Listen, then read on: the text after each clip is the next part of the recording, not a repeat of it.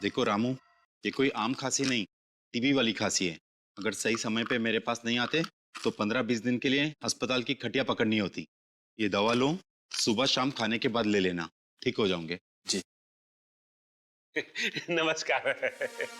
छुट्टन, मैं ना कहता था, दद्दू बिल्कुल सही कहते थे, डॉक्टर भगवान का रूप होता है। बड़े भैया आप सही कह रहे हैं। दाम जैसे गरीबन के लिए डॉक्टर बाबू डॉक्टर बाबू कितना कुछ नहीं करते। नहीं नहीं भाई, ऐसी कोई बात नहीं। भगवान का दिया हुआ सब कुछ है हमारे पास, इसलिए जन सेवा करते हैं। बताइए, आप दोनों में से कौन बीमार है? अब बीमार तो कोनो नहीं है डॉक्टर साहब, अब बस थोड़ा सुख सुविधा का बंदोबस्त हो जाए, आपका कृपा हो जाए। मैं समझा नहीं। छुट्टन, क्या है डॉक्टर साहब के औरत का पेट का ऑपरेशन करवाना है। ऑपरेशन? अरे औजार वगैरह तो है, बस ऑपरेशन कर दीजिए। देखिए, मैं ऑपरेशन नहीं करता, मगर आपके पास अगर कोई डॉक्टर है तो मैं अपना ऑपरेशन थिएटर भाड़े पे दे सकता हूँ। साहब डॉक्टर तो हमारा कोई नहीं है, एक मित्र है हमारे, लेकिन क्या है कि डॉक्टरी का लाइसेंस नहीं है उनके पास। चलेगा? चलेगा। यहाँ पे जो भी डॉक्टर ऑपरेशन करता है उसके पास लाइसेंस नहीं रहता। तो मतलब कोनो टेंशन वेंशन नहीं है। ये कोई नई बात नहीं है, हर महीने एक आध पार्टी आ जाती है ऐसा ऑपरेशन करने। अच्छा, महीने में कौन कौन आता है, कुछ बताएंगे का? तुम्हें क्या लेना देना उसे? ऑपरेशन करवाना है तो बोलो, 1 घंटे के 20,000 रुपए। 20,000? बड़े भैया डॉक्टर बाबू को कितने साल का सजा होगा हवालात में? यही तकरीबन 20 साल का तो होगा। 20 साल? डॉक्टर बाबू क्या बकवास कर रहे हो तुम? एक तो मैं तुम्हारी मदद कर रहा हूँ और तुम मुझे धमका रहे हो। कौन हो आप लोग? डॉक्टर साहब का है कि आपके पास जो डॉक्टर्स आते हैं ना, उनके पास लाइसेंस नहीं होता है, लेकिन क्या है कि हमारे पास आपको पकड़ने का लाइसेंस है। ये देखिए, ये देखिए। सीआईडी? सीआईडी। सर मुझे माफ कर दीजिए, मुझसे गलती हो गई। माफ कर दीजिए। पहले बता, महीने में कौन कौन आता है एक बार यहाँ पे ऑपरेशन करवाने के लिए गैर कानूनी तरीके से? सर गांव के 2-4 गुंडे गांव की कुछ औरतों को लेके आते। गांव की औरतों को लेके आते हैं या फिर जंगल की औरतों को? शायद जंगल में रहने वाली औरतें, लेकिन किस चीज का ऑपरेशन होता है वो मुझे नहीं मालूम। देख, सच सच बोल, झूठ मत बोल, समझा? सर मैं सच कह रहा हूँ, मैं पैसे लेके 2 घंटे के लिए बाहर चला जाता हूँ। और क्या पता है उसके बारे में? सर एक बात है, जो भी औरतें अपने ऑपरेशन करवाने के लिए आती थी वो अपनी मर्जी से आती थी। अपनी मर्जी से आते हैं? बिना जोर जबरदस्ती के? सर ये कैसे मुमकिन हो सकता है? उन गुंडों की तस्वीर बनवानी होगी आपको। जी सर, जो भी आप कहेंगे। एक बात समझ में नहीं आ रही है, कोई भी औरत जानबूझकर अपने आप को मौत के मुंह में क्यों डालेगी? अरे तुम्हारे क्या कर रहा है? वनराज भाई, ये सहरी बाबू लोग कह रहे हैं कि ये सीआईडी से हैं और यहाँ छानबीन करने आए हैं। तो आप हैं इस गांव के करता धरता वनराज भाई। भाई प्यार से लोग हमको भाई कहते हैं, इज्जत देते हैं भाई। आप भी हमारे सवाल का जवाब दे दीजिए, हम भी आपको बहुत इज्जत देंगे। अब जैसा देश वैसी है। देखो, हम किसी सीआईडी वीआईडी को नहीं जानते। यहाँ हमारी हुकूमत चलती है, हमारा राज है यहाँ। तुम अगर हमसे सवाल पूछना चाहते हो तो हमारे साथ 2-2 हाथ करना पड़ेगा। अगर तुम जीते तो हम तुम्हारे एक नहीं 2-2 सवालों के जवाब देंगे। अगर हम जीते तो तुमको यहाँ से खाली हाथ जाना पड़ेगा। बोलो मंजूर? ठीक है, हो जाए 2-2 हाथ। ये क्या कह रहे हैं सर आप? देखते जाओ कैसे मजा चखाते हैं। ये लड़ेगा मेरे से, चूचू का मुर्गा ये लड़ेगा मेरे से।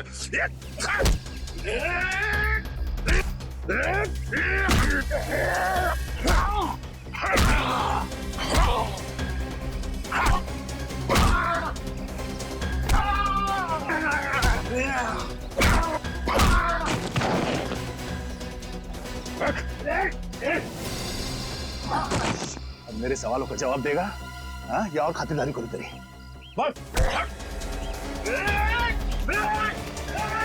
आपके जाएगा कहाँ?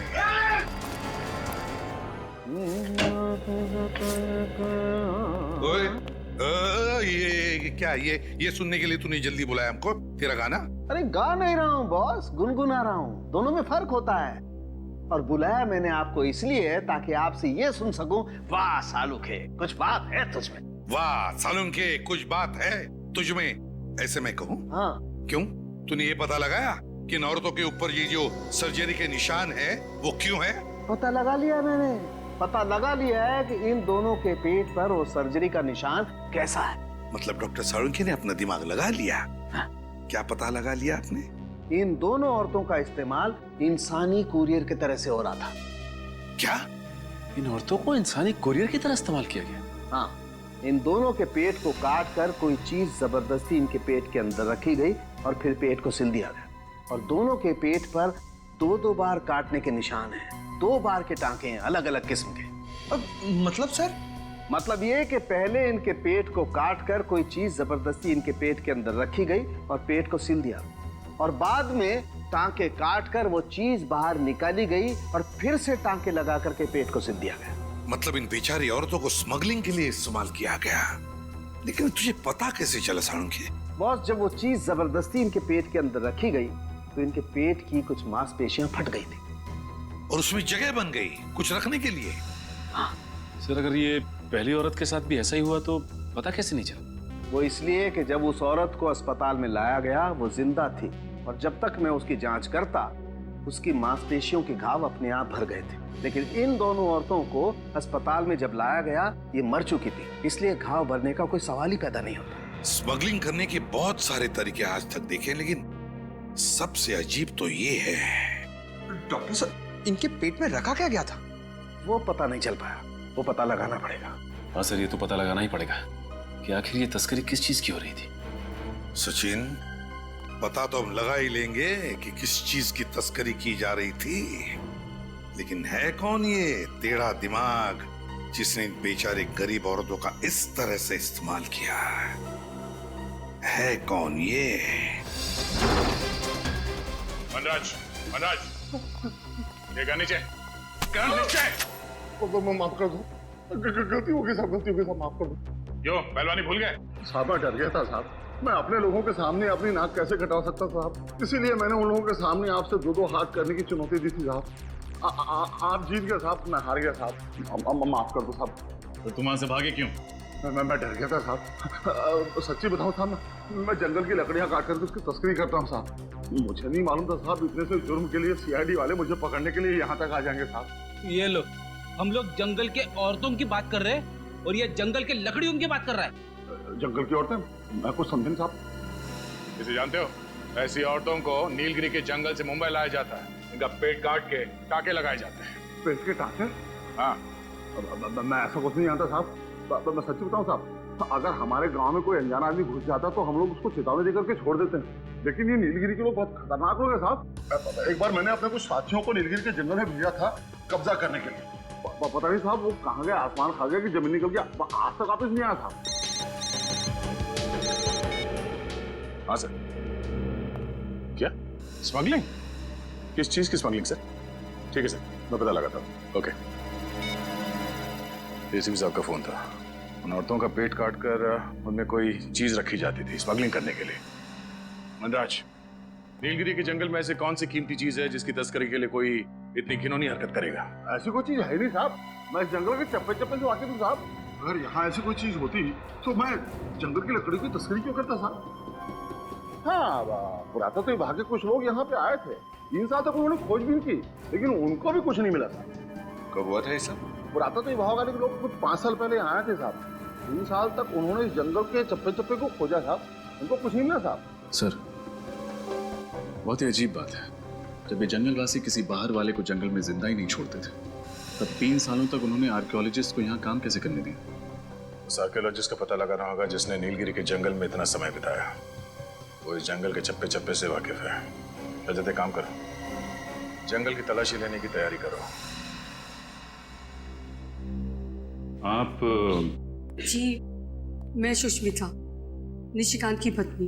अच्छा, हमें निशिकांत जी से ही मिलना है। लेकिन वो तो 2 साल पहले ही गुजर गए। माफ कीजिएगा, हमें पता नहीं था। कैसे मौत हुई उनकी? अब मैं क्या बताऊं? निशिकांत नीलगिरी के जंगलों में कुछ अमूल्य वस्तु की खोज करने गए थे। 3 साल वहाँ पर रहे भी, पर उन्हें वहाँ पर कुछ नहीं मिला। पर जब लौटे तो बहुत खुश थे। इतनी मेहनत के बाद उन्हें कुछ मिला नहीं, फिर भी वो खुश थे। क्यों? क्योंकि सरकार ने उन्हें आर्कियोलॉजी के लिए नेशनल प्राइड अवार्ड देने का फैसला लिया था और उन्हें कुछ सर्टिफिकेट और मेडल भी मिलने वाले थे। पर जब वो अवार्ड फंक्शन से लौट रहे थे तब उनकी गाड़ी का एक्सीडेंट हो गया। उसमें आग लग गई और उसमें निशिकांत भी जलकर मर गए। किसी ने सोचा भी नहीं होगा कि ऐसी मौत हो जाएगी उनकी। जी मुझे पता था और ये बात निशिकांत को भी पता थी।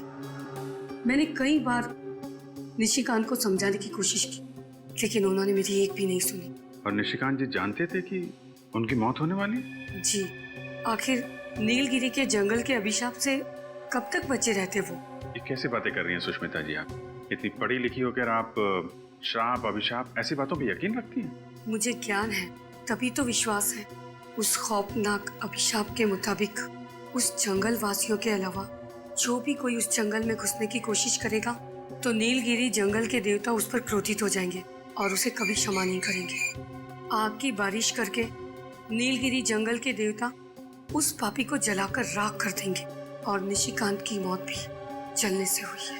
ये आपका अंधविश्वास है सुष्मिता जी। इस हकीकत के बारे में निशिकांत ने खुद रिसर्च करके पता लगाया था और ये आज की बात नहीं है, हजारों साल पहले की बात है।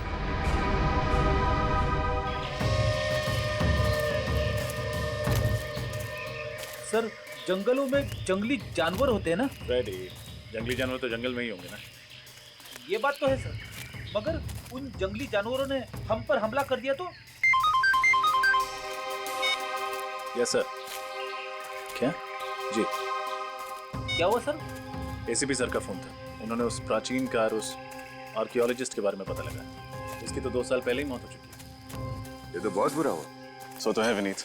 एसीपी सर ने यह भी बताया कि 2 साल पहले उनको सरकार की ओर से कोई पुरस्कार दिया गया और जब पुरस्कार मिलने के बाद वो घर लौट रहे थे तो रास्ते में उनकी गाड़ी को आग लग गई और जल के वो मर गए। उनकी पत्नी का कहना है कि नीलगिरी के जंगल में जाने की वजह से उन्हें श्राप लगा। कैसा श्राप? फ्रेडी, उनकी पत्नी का मानना है कि नीलगिरी के जंगलों में जंगली लोगों के अलावा अगर कोई और जाता है तो उसे जंगल के देवता का श्राप लगता है, उस पर आग की बारिश होती है। अरे बाप रे, फिर तो हमको भी श्राप लगेगा और हम पर भी आग की बरसात होगी। क्या फ्रेडी, भी ऐसी चीजों में मानते हो क्या? नहीं सर, वो बात नहीं है, मगर सावधानी बरतने में ही समझदारी है ना।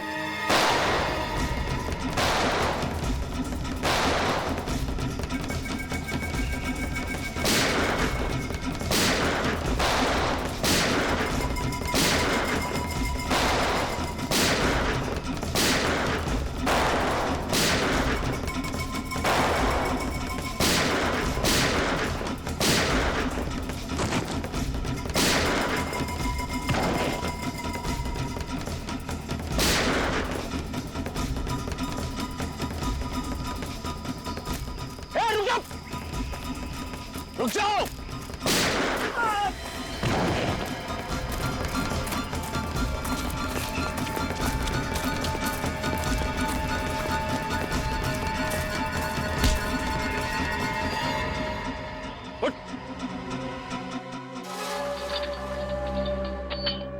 मैं आखिरी बार पूछ रहा हूं, पता क्यों मारना चाहते थे हमें?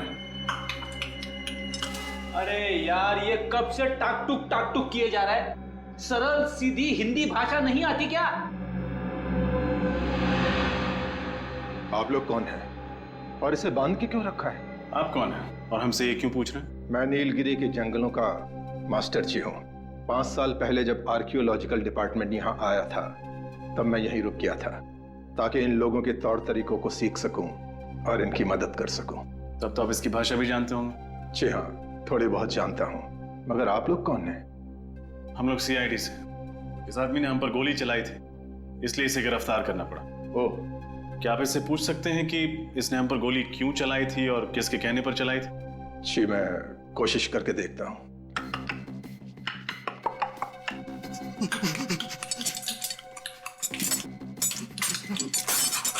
ये क्या कह रहा है? मैं समझने की कोशिश कर रहा हूँ मगर ठीक से समझ नहीं पा रहा हूँ। आपको देखकर ये बिल्कुल सहम गया है। मैं इन लोगों का ख्याल रखता हूँ, बीमारी में इनकी सेवा करता हूँ, इसलिए जंगल के वासी मेरा आदर सम्मान करते हैं। इसके हाथ पर ये गोदन है, कम से कम इसका मतलब तो समझा सकते हैं आप?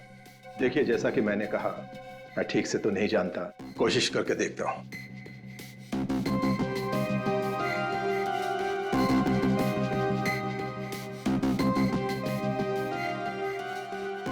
इस पर पौराणिक भाषा में ये लिखा है, जिसका मतलब ये है कि ये आदमी जंगल के देवता का सिपाही है और देवता द्वारा दी गई भेंट की रक्षा करना इसका कर्म और धर्म है। देवता का सिपाही सरकारी सिपाही पे गोलियां चलाता है?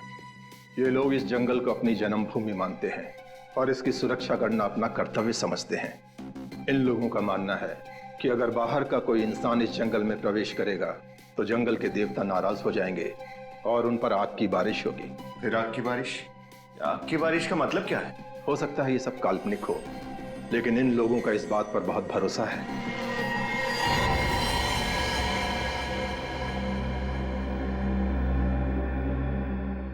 ये तो मर गया। मर गया? अरे ये तो सही सलामत। क्या हो गया इसे? लगता है इसे जंगल के देवता का श्राप लग गया। मास्टर जी, आप भी इन बातों पर विश्वास करते हैं? देखिए, आप लोग जैसा समझना चाहते हैं समझ लीजिए, लेकिन मुझे ऐसा लगता है कि इसने आप लोगों से बातचीत की, इसलिए गांव के देवता का श्राप इसको लग गया। मास्टर जी, कोई श्राप व्राप नहीं होता। विनीत, डॉक्टर साळुंके को फोन लगाओ, वो यहाँ आएंगे और बताएंगे कि इसकी मौत कैसे हुई। May I come in, please? अरे आइए आइए, आपको कौन रोक सकता है? खुश हो गया। क्या बोला? नहीं तो कुछ नहीं। अच्छा, मैं वो जानने के लिए आया था कि वो नीलगिरी वाले केस का मसला सुलझा क्या? टाइम पास करने आया है। नहीं, टाइम पास नहीं यार, जो पूछ रहा हूँ बताओ ना। वो आग की बारिश वाली गुत्थी सुलझी कि नहीं? साळुंके, तू आग की बारिश की बात ही मत कर, दिमाग खराब हुआ है मालूम है? पर वो आर्कियोलॉजिस्ट की बीवी, उसके बाद वो नीलगिरी का मास्टर जी, और अब तू। यार तू भी कैसा आदमी है? ऐसे पौराणिक चीजों पर विश्वास रखता है तू? आग की बारिश? अरे विश्वास नहीं रखता बॉस, बल्कि मैं ये बताने के लिए आया हूँ कि वो आग की बारिश आखिर है क्या चीज। और तो फिर बता ना। अरे आग की बारिश तो मेरी जेब में है। ये जरा पेन ड्राइव लगाओ कंप्यूटर में। सर। आओ।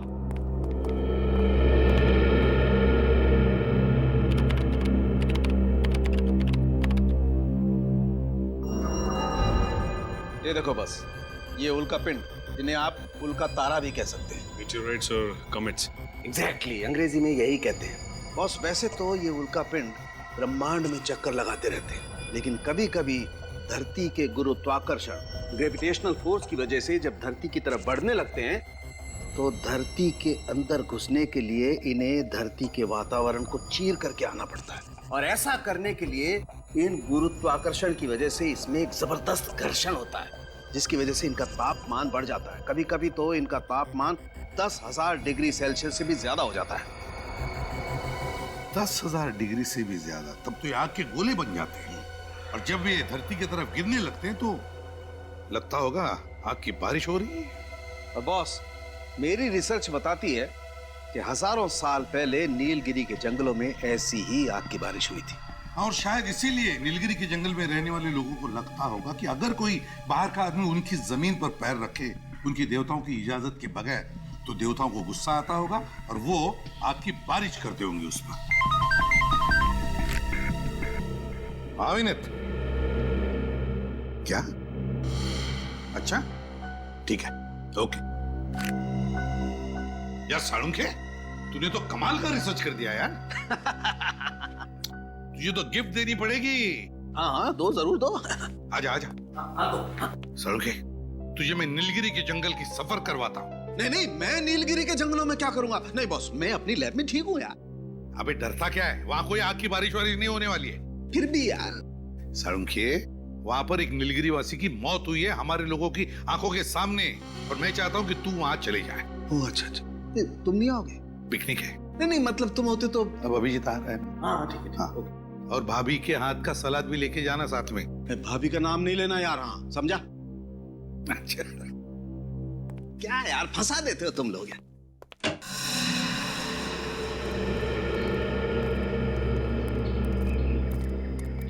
भाई साहब, 3 लस्सी देना। चलिए साहब।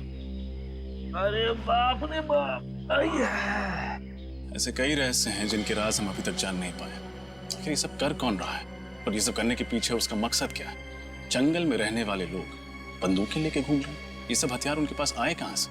और सर, ये बेचारे गांव वाले जंगल में कदम रखने से भी डर रहे हैं, इन्हें अपनी जान गंवाने का खतरा है वहाँ। आखिर ये नीलगिरी के जंगलों में चल क्या रहा है? और वो भगवान का आशीर्वाद, आखिर वो चीज क्या है जिसे ये लोग भगवान की भेंट समझते हैं? कोई बहुत ही खास, बहुत ही अनोखी वस्तु होगी, जिसको इन जंगलवासियों ने कभी देखा नहीं। और कोई तो कारण है जिसकी वजह से इन जंगलवासियों को लगता है कि भगवान ने ये वस्तु खासकर उन्हीं के लिए भेजी है। और वो आदमी जिसे हमने जंगल में पकड़ा था, वो जंगल का सिपाही था। जंगलवासियों ने उसे उस खास भेंट की रक्षा के लिए तैनात किया हुआ था। मुझे लगता है ये जंगल वाले अनपढ़ हैं, नासमझ हैं। जरूर कोई आदमी है जो इनके दिमाग में चीजें डाल रहा है, लेकिन कौन? सर, मुझे लगता है सब जानने के लिए हमें जंगल में छापा मारना चाहिए। हमें अपनी पूरी ताकत और पूरी तैयारी के साथ जंगल में जाना ही होगा। हाँ सर। मेरे दिमाग में भी यही बात चल रही है विनीत। जब तक हम उस जंगल की खाक नहीं छानेंगे तब तक ये राज राज ही रहेगा। लेकिन मुझे चिंता है जंगल में रहने वाले औरतों की, बच्चों की। छापा मारते वक्त कहीं उन्हें कुछ ना हो जाए। ये लो, आपको दे दो। कर दिया सत्यानाश। अब ये दही के पैसे कौन भरेगा? आप इस पर गुस्सा मत कीजिए, इसे जाने दीजिए। पैसे हम भर देंगे। लो, इन लोगों को भगवान का प्रसाद समझो जो आज तुम इनकी वजह से बच गए। मेरी तबीयत खराब है, मैं घर जाना चाहता हूँ। तबीयत ठीक नहीं थी, पहले बोलना चाहिए था ना। जाओ जाओ यहाँ से, नहीं तो और सामान का नुकसान करोगे। अरे जल्दी जा भाई। ये लड़का मुझे कुछ गड़बड़ लग रहा है। मैं देखते ही ऐसे चला क्यों गया? पीछा करते हैं इसका।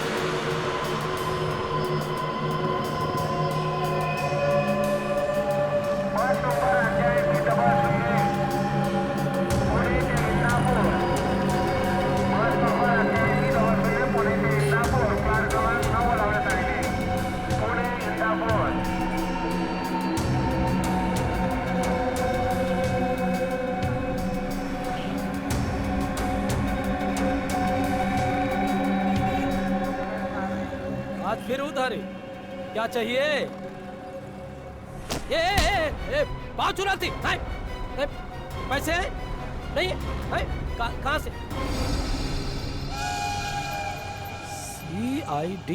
CID HELP help. CID help? किसने लिखा है ये तुम्हारी कलाई पर? हैं? किसने लिखा है? किसने?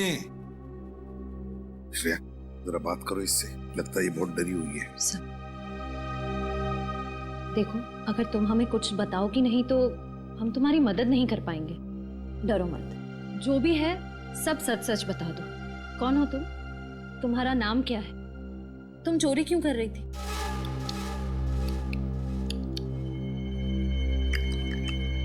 सर, ये कौन सी भाषा है? ओह सर, ये तो अफ्रीकन भाषा है। चुप रहो। देखो, ऐसे चुप मत बैठो। बताओ हमें, कौन हो तुम, कहां से आई हो? ये जो लिखा है ना CID, हम हैं CID। कुछ समझ में रही है या नहीं? सर, लगता है इसे भूख लगी है। हाँ, पहले कुछ खाना खिला दे इसे। हाँ, ले जाओ इसे। चलो, तुम मेरे साथ चलो। चलो, आराम से। अरे संभल। क्या हुआ इसे? जल्दी से हॉस्पिटल ले जाओ। हाँ सर। पंकज, तुम जाओ साथ में। संभल के उठो, संभल के। कमाल है सर, इस लड़की के हाथ पे लिखा हुआ है CID हेल्प, और ये खुद तो कुछ बोल ही नहीं रही है। सचिन, ये CID हेल्प उसकी जो कलाई पर लिखा है ना, वो किसी और ने लिखा है, किसी और ने। ये तो बेचारी हिंदी तक बोलना नहीं जानती। सर, इसके हाथ पे जिसने भी ये सब लिखा है वो जरूर हमसे कोई मदद चाहता है। जल्दी से जल्दी पता लगाना पड़ेगा कि ये सारा माजरा क्या है। लेकिन कैसे सर? एक काम करते हैं, जिस बस स्टॉप पर ये लड़की इस दुकानदार से मिली थी, उसी बस स्टॉप से पूछताछ शुरू करते हैं।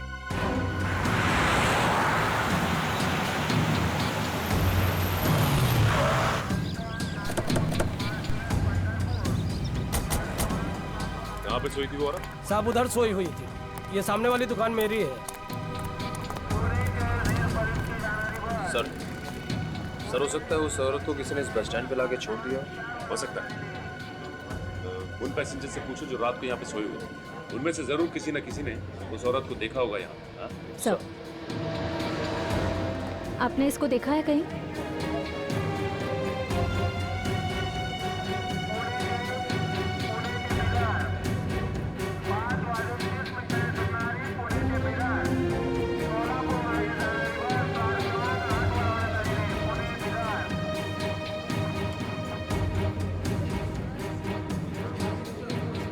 इस औरत को यहाँ पे बस स्टॉप पे देखा आप लोग ने? मैंने तो नहीं देखा, पर एक भिखारी यहाँ सोता है रात को, शायद उसने देखा होगा। बताओ कहाँ है? आइए सर, यही है वो आदमी। तो भाई साहब, इस औरत को आपने यहाँ पे बस स्टॉप पे देखा था क्या? हाँ देखा ना साहब, इधर ही जमीन पे लेटी थी।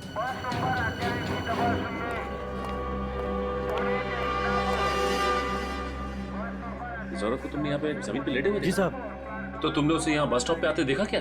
साहब वो अपने आप थोड़ी ही आई थी, उसको तो लाया गया था।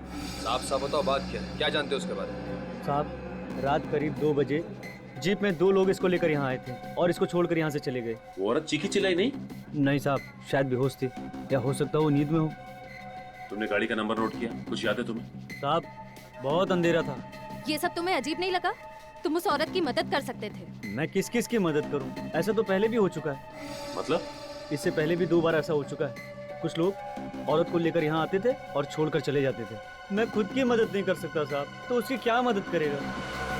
इसका मतलब इससे पहले भी 2 औरतें उस दरिंदे का शिकार हो चुकी हैं। लेकिन सर अभी तक हमारे पास उन दोनों औरतों के गायब होने की जानकारी नहीं है। हाँ, क्योंकि उन दोनों के हाथ पे CID हेल्प नहीं लिखा हुआ था। सर अब क्या करें? उस औरत के होश में आने का इंतजार। सालुंके साहब उस औरत के साथ में ही हॉस्पिटल में जहाँ पे उसका इलाज चल रहा है। अब इस केस की तह तक सालुंके साहब ही पहुंचा सकते हैं। अब कैसी तबीयत है इसकी? पहले से बेहतर है बस। और क्या बता सकता है इसके बारे में? बस 2 बातें पता चली हैं। एक तो ये कि इसके खून में हमें एक ऐसी दवाई मिली है जिसकी वजह से ये अपनी याददाश्त खो बैठी है। सर इसीलिए इससे अपना नाम नहीं याद आ रहा था। ये कौन है, कहां से आई है, इसके साथ क्या हुआ है, इसे कुछ पता नहीं। इस औरत की पूरी तरह से याददाश्त चली गई है। तो फिर ये औरत जरूर कुछ न कुछ तो जानती है, कोई ऐसा राज जो कोई नहीं चाहता उसका पर्दाफाश हो। पर हम उस राज का पता तो लगा ही लेंगे, और किसका राज है ये भी पता लगा लेंगे। और दूसरी बात ये बॉस कि इसके पेट की सर्जरी की गई है। इसका पेट काटा गया है और लगभग 25-30 घंटे पहले ही वापस से टांके लगाकर पेट सिला गया है, वो भी सस्ते वाले नायलॉन धागे से। पेट को काटा है तो कहीं इसका कोई ऑर्गन तो नहीं निकाल लिया? इसके किसी अंग की चोरी नहीं हुई है। तो फिर क्या हो सकता है? क्यों काटा होगा इसका पेट? ये बात अभी पता नहीं लगी है। सर इस औरत को तो कुछ याद ही नहीं है। अगर से होश भी आ गया तो भी हमें कोई जानकारी नहीं मिल पाएगी। पता लगा लेंगे निखिल, पता लगा लेंगे। वो 2 औरतें, बिल्कुल ऐसी 2 औरतें जिनको इसी हालत में छोड़ा गया था उस बस स्टॉप पर, उन 2 औरतों के बारे में पता लगा। आसपास जितने भी हॉस्पिटल्स है वहां जाकर के पूछताछ करो, पता लगा उन 2 औरतों के बारे में कोई ना कोई सुराग तो जरूर मिल जाएगा।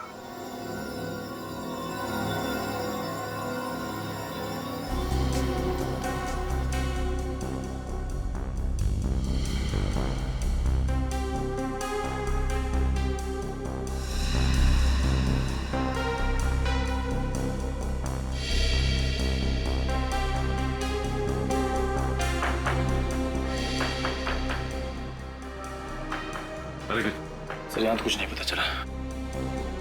एक ही हॉस्पिटल बचा हुआ है अब, सिटी हॉस्पिटल। वहां चल के देखते हैं। सर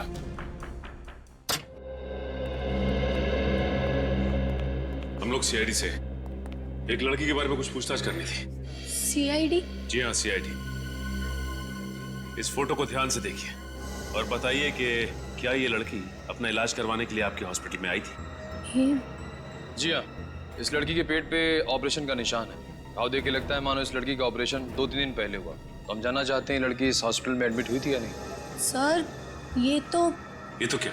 सर हमारे हॉस्पिटल में 2 औरतों की लाशें आई हैं। 2 औरतों की लाशें? हाँ सर, और उनकी वेशभूषा तकरीबन ऐसी ही थी और उनके गहने भी तकरीबन ऐसे ही हैं। तो क्या उन दोनों औरतों की लाशें अभी भी मुर्दा घर में? हाँ सर, उन दोनों लाशों की शिनाख्त करने अभी तक कोई नहीं आया है, इसलिए वो दोनों लाशें मुर्दा घर में ही है।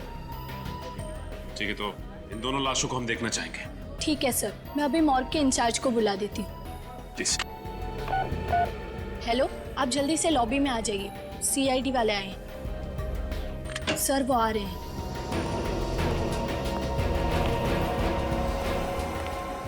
सर। जी कहिए। आपके मुर्दा घर में जो 2 औरतों की लावारिश लाशें पड़ी हैं, वो देखना चाहते हैं। ठीक है। यही है उन दोनों औरतों की लाशें। इन दोनों की पोस्टमार्टम रिपोर्ट मिल सकती है ना? लेके आता हूँ अभी। प्लीज।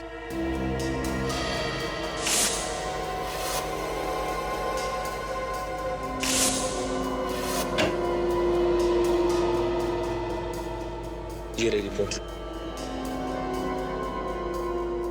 निखिल, ये देखो, पोस्टमार्टम रिपोर्ट में लिखा गया है कि इनके पेट में जो घाव है वो ऑपरेशन की वजह से नहीं है, और जिस डॉक्टर ने पोस्टमार्टम किया है उसका भी यही कहना है कि इनका ऑपरेशन नहीं किया गया है।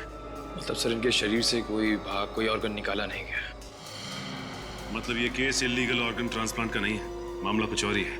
सर अगर इनके शरीर से कोई भाग निकाला नहीं गया है तो फिर इनका पेट काटा क्यों, वापस सिलवाया क्यों गया होगा?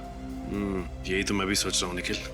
ये देखा तुमने, ये जो सिलाई करने के लिए धागे का इस्तेमाल किया गया है, ये देखो, ये सर्जिकल धागे बहुत ही घटिया क्वालिटी के हैं। तुम्हें याद है सालू के साहब भी कह रहे थे कि गुड़िया के पेट पे जो टाके लगे थे उनमें भी इसी तरह के धागे का इस्तेमाल किया गया था। सर बस स्टैंड पे उस भिखारी ने बताया था कि उसने वहां पे 3 औरतों को देखा था। सर इसका मतलब? हाँ, और वो तीनों औरतें यही हैं, 2 ये और तीसरी वो गुड़िया। ये तीनों की तीनों मुंबई के बाहर से आई है, किसी एक ही जगह से। सर मुंबई से बाहर से आई हैं एक जगह से, मतलब? ये नोटिस किया तुमने? ये देखो, इनकी फोटोज में साड़ी पहनने का स्टाइल, सजने संवरने का स्टाइल और गुड़िया के बात करने का स्टाइल, इन सबको देखकर लगता है कि ये तीनों औरतें मुंबई से बाहर से ही आई हैं, किसी एक ही जगह से। सर अगर ये तीनों औरतें मुंबई के बाहर किसी एक जगह से आई हैं तो इनके बारे में पता कैसे चलेगा? पता चलेगा निखिल, पता चलेगा। हर बस स्टॉप, हर रेलवे स्टेशन की खाक छाननी होगी, फिर पता चलेगा। नहीं साहब, मैंने तो नहीं देखा। पक्का? इस तरह के कपड़े पहने हुए कहीं? नहीं सर, यहाँ नहीं। नहीं साहब, यहाँ पर आसपास कहीं पे भी? देखिए, इस तरह के कपड़े पहने हुए कोई भी औरत आसपास दिखाई देती है तो आप प्लीज मुझे इन्फॉर्म कीजिए। ये मेरा कार्ड है, इस पे मेरा नंबर लिखा हुआ है, फोन कीजिए प्लीज।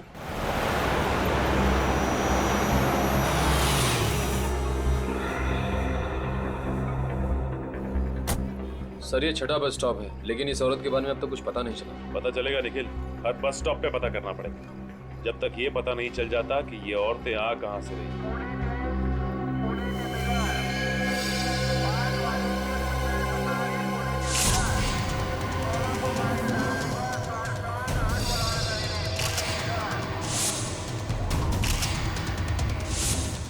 वो देखो, उस औरत ने भी वैसे ही कपड़े पहन रखे। हाँ सर।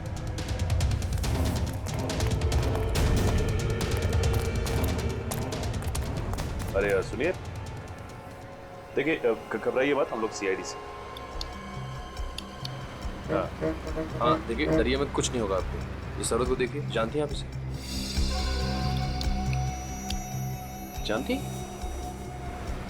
अच्छा ये बताइए कि आपका नाम क्या है, कहाँ से आई हैं आप? नीलगिरी के जंगले। नीलगिरी का जंगल?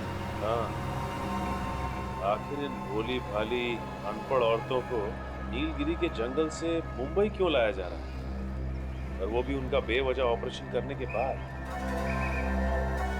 कोई ना कोई राज तो जरूर छुपा है इस नीलगिरी के जंगल में, ये वहां जाकर ही पता चलेगा।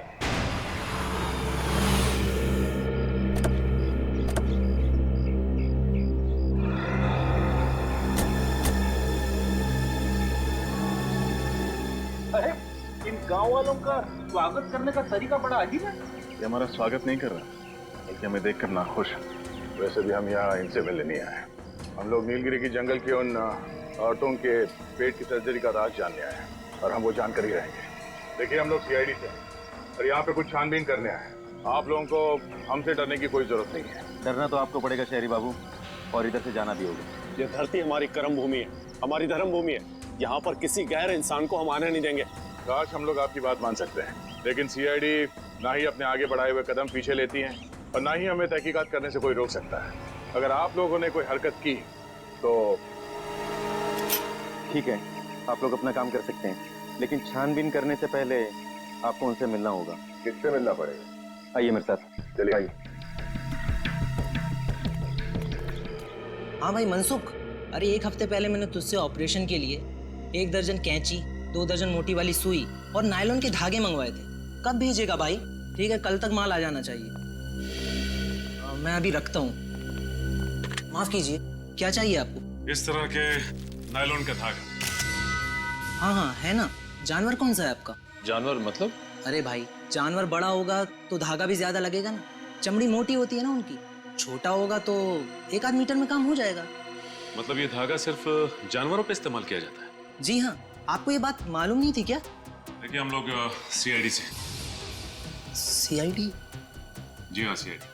हमारी जानकारी के हिसाब से ऑपरेशन करने के लिए इस तरह का धागा सिर्फ आपके पास मिलता है। बात तो ठीक है, लेकिन हुआ क्या है? यहाँ पास के बस स्टॉप से हमें एक औरत मिली है जिसका ऑपरेशन किया गया है, और ऑपरेशन करने के बाद टाके इसी धागे से लगाए गए। औरतों के टाके इस धागे से? लेकिन आजकल तो कोई भी डॉक्टर इन धागों से इंसानों पर टाके नहीं लगाता। ऐसे धागे तो सिर्फ जानवरों के लिए उपयोग किए जाते हैं। लेकिन ये धागा एक नहीं, 3 औरतों के पेट पे टाके लगाने के लिए इस्तेमाल किए गए हैं। 3 औरतों पर? जी हाँ, 3 औरतों पर। वैसे ये सामग्री आप जहाँ सप्लाई करते हैं उनकी जानकारी तो होगी आपके पास? जी हाँ, 1 मिनट। ये लीजिए।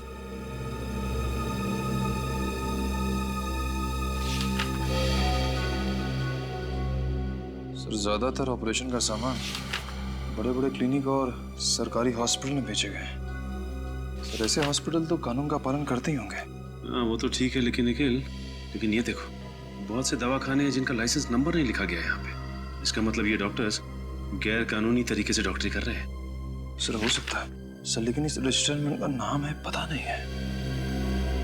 क्या चल रहा है? हाँ? चल क्या रहा?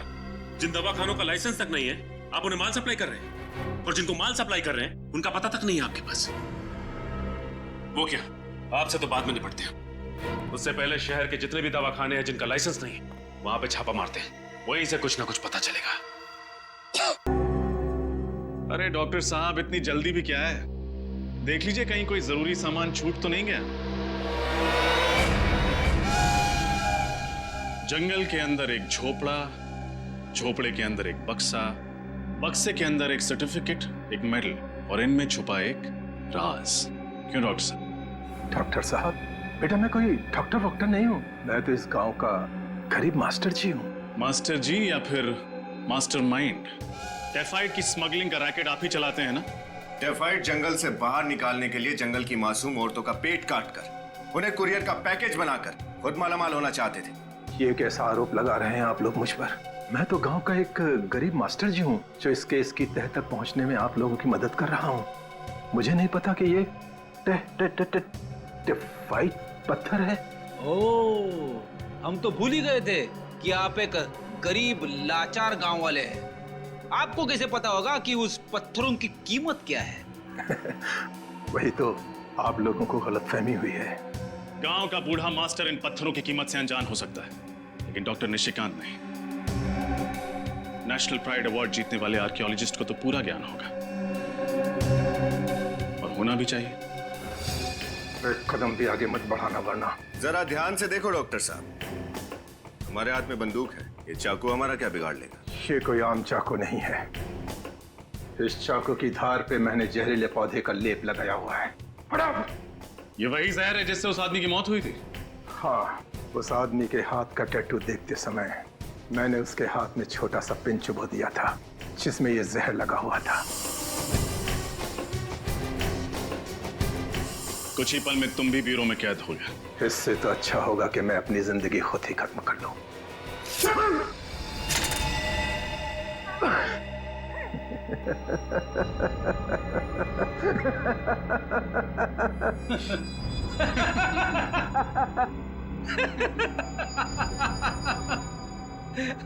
कोई प्रॉब्लम नहीं है डॉक्टर साहब।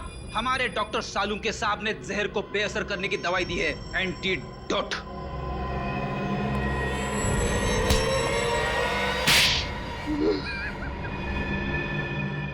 बताओ, किस नाम से बुलाए तुमको? निशिकांत जी या फिर मास्टर जी?